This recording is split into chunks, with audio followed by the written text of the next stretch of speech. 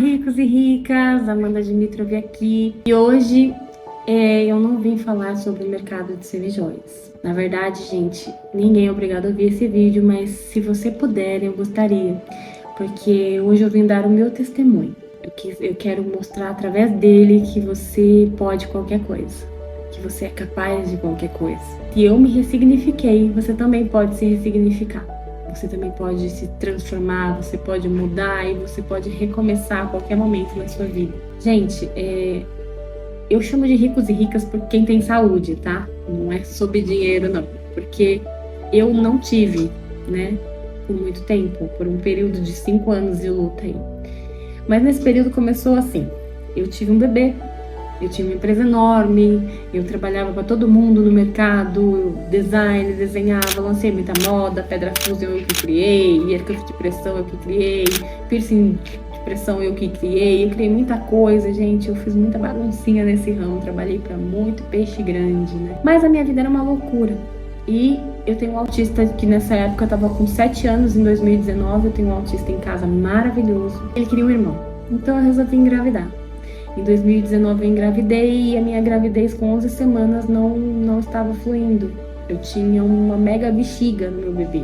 Ele não urinava sozinho, ele era uma bola de mijo. Então eu fui atrás de médicos e médicos e médicos e médicos e médicos para salvar a vida dele. E os médicos só falavam para mim, olha, é melhor você entrar com a papelada do aborto, porque ele fez o cariótipo, né? Fizeram um cariótipo dele e viram que ele era síndrome de Patau. Pata com 1. Ele era um vegetal.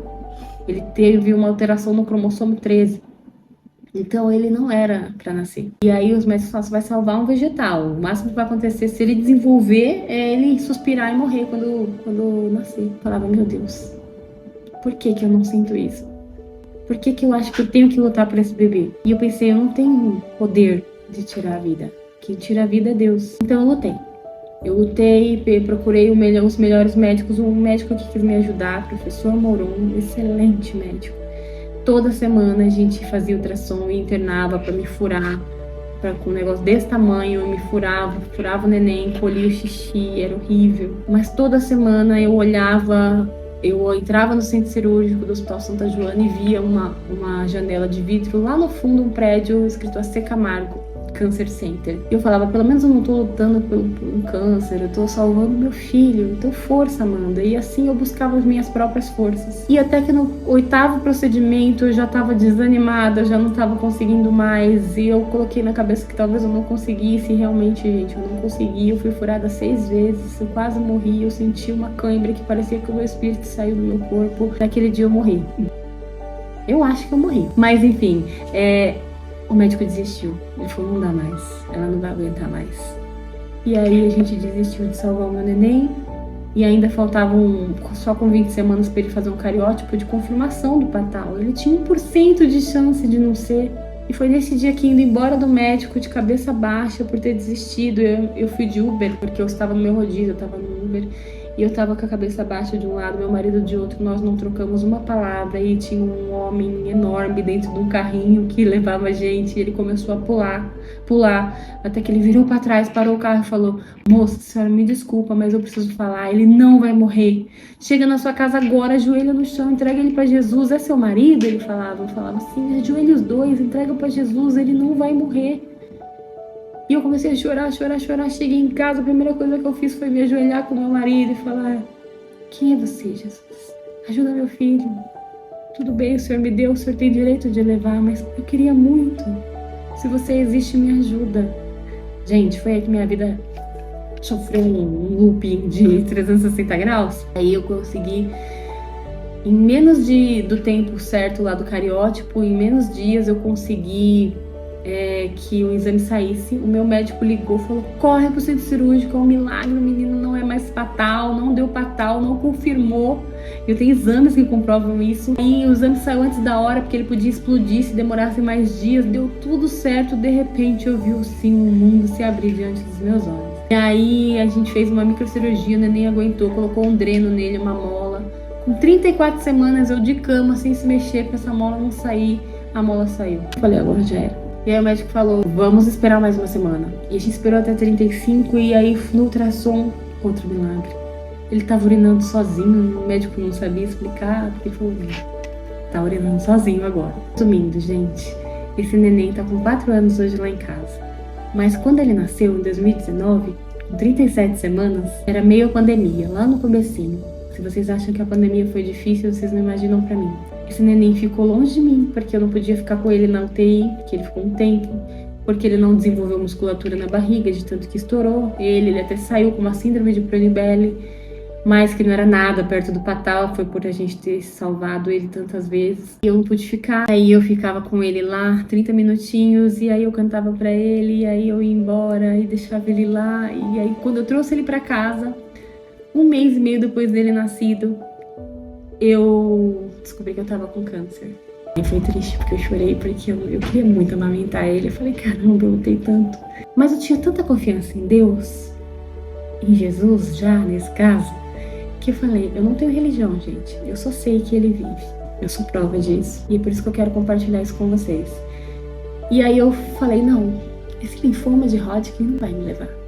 Foram 7 meses de quimio e rádio. No meio disso, eu peguei Covid, fazendo quimioterapia. E a médica já chegou no quarto e falou, olha, se a Amanda não descer pra UTI agora, porque eu tava com quimio, eu ainda não tava na UTI pra não pegar outras coisas. Quimioterapia me matando, câncer me matando e Covid, sem vacina. O que é esse Covid? Pelo amor de Deus, ela vai morrer. Eu já tava com 80 e poucos % do pulmão tomado, respirando muito mal, no máximo do oxigênio. E eu falei pra ela que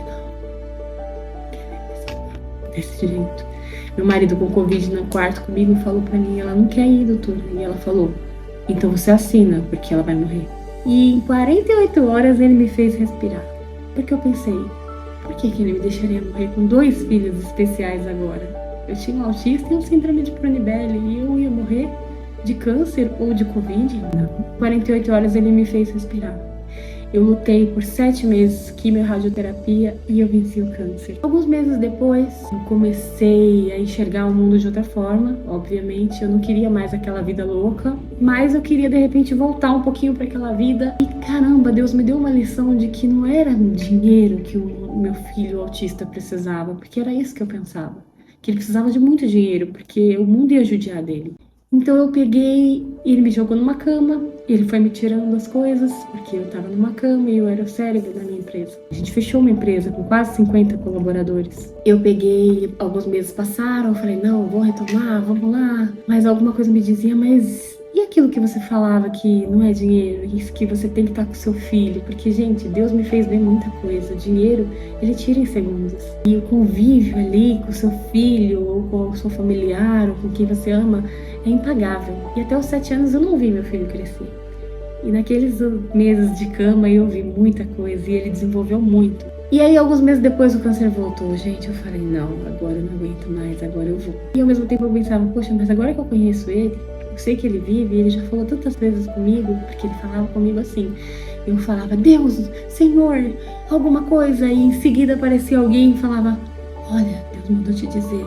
Faz um teste com ele, viu, gente? Eu falo, faça o teste. Só quem pode viver isso são vocês. Experiência própria.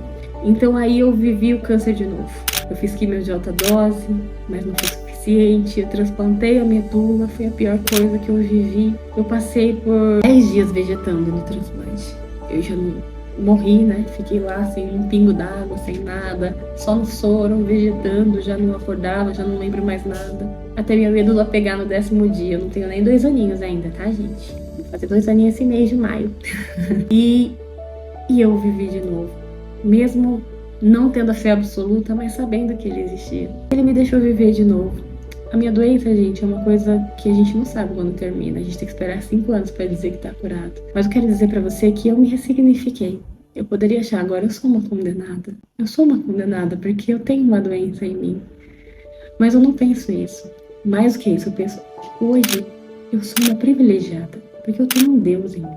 E Ele é maior do que todas as coisas.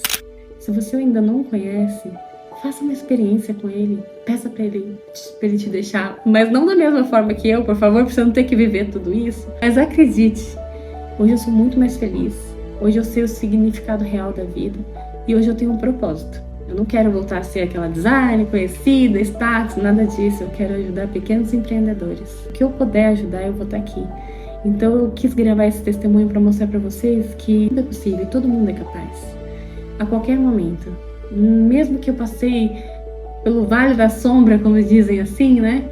Por momentos em que eu acreditava mesmo não mais viver, eu posso dizer para vocês, gente, Ele vive e Ele nos torna capazes. Ele não só nos capacita, como nos dá a sabedoria necessária. Então, se você ainda não sabe o que quer fazer, ou se quer dar um passo, mesmo que no nosso ramo, ande agora, comece a andar. Só que não ande sozinho. Peça para que Ele vá na frente e tudo as demais coisas realmente serão acrescentadas. Eu posso dizer, gente, eu não tenho religião, não quero converter ninguém, mas eu quero dizer que Jesus vive e que Ele é lindo. E que todas as vezes que Ele falou comigo, que eu senti a presença dEle, eu estava num lugar tão absoluto que às vezes eu penso, meu Deus, quando eu tinha doença eu estava tão perto do Senhor. E é tão bom estar lá que eu recomendo, tá? Então eu quero deixar esse testemunho para vocês, para dizer que se tem algo que está errado, Ele pode mudar a qualquer momento se você acreditar. Então acredite nele, confie nele, entregue nas mãos dele, faça o teste. Eu tenho certeza que para alguém esse vídeo vai ser importante nesse momento. Então eu resolvi gravar. Tô aqui de coração aberto, desejando. Ó, gente, eu simplifiquei, tá? Foi muito mais história. E mesmo assim eu jamais diria mal do meu Deus, do meu Senhor, do dono de mim. Eu sou só matéria, você também. E Ele é dono de tudo, de todos. Então acreditem em si mesmo, nele primeiro, em si mesmo em segundo lugar e sigam. Vocês são capazes e vai dar certo.